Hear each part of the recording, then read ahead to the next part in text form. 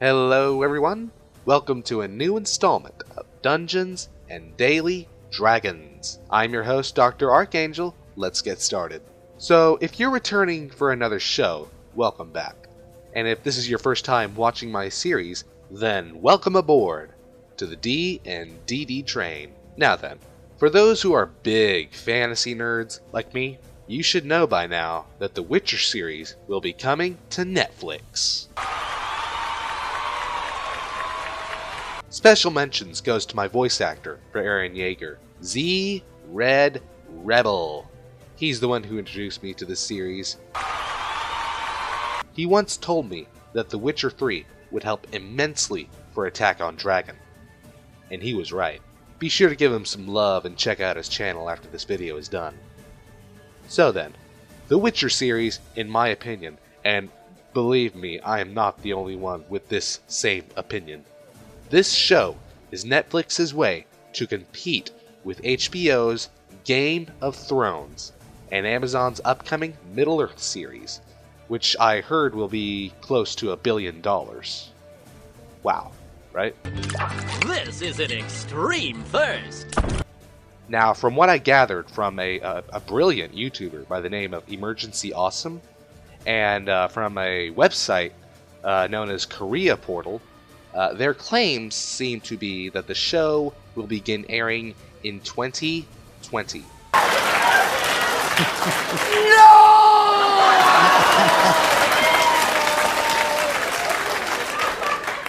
Now, everyone, you gotta remember, when Netflix releases their shows, like Daredevil or Kakiguri, they give us all the episodes rolled into one day. Now, I won't compare too much notes between The Witcher and Game of Thrones. That'll be for another video, perhaps. But with that in mind, regardless, these two fantasy franchises share one common actor. Can you guess?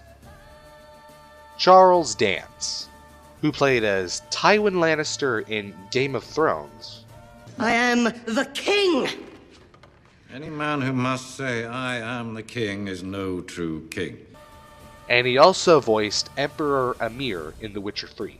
Do you believe I drag you here in the middle of a war to discuss a rumor? I think anyone can be wrong, even an emperor.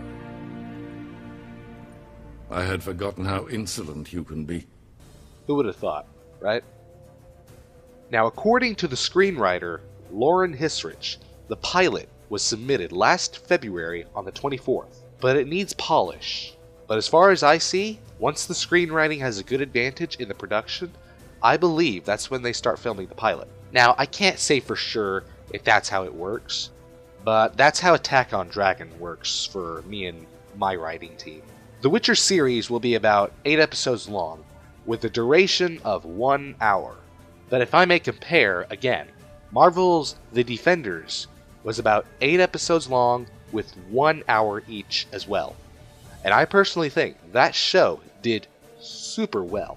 So if that show can do excellent in only 8 1-hour long episodes, I'm certain that The Witcher will do too. After all, you gotta remember, it's just the first season.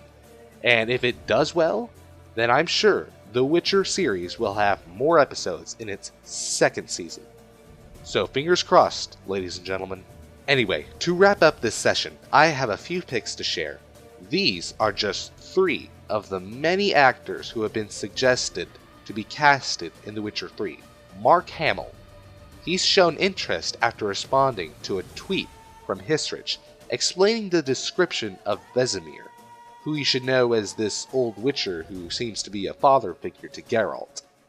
Nikolaj Coster-Waldau, who you may know as Jaime Lannister from Game of Thrones.